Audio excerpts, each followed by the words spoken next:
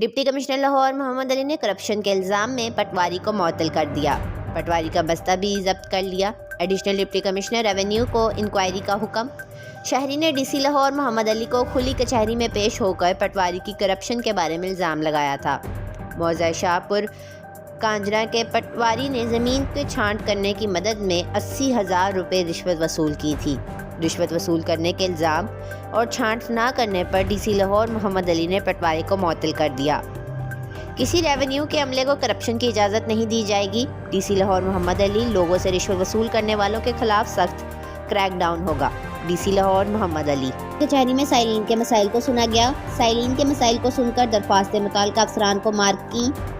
جو درخواستیں موقع پر حل ہو سکتی تھیں انہیں موقع پر حل کروایا گیا۔ افسران کو جلد از جلد شکایت کا ازالہ کرنے کی ہدایت کی۔ ریونیو سے متعلقہ کیسز کو ترجیحی بنیادوں پر حل کرنے کی ہدایت کی گئی۔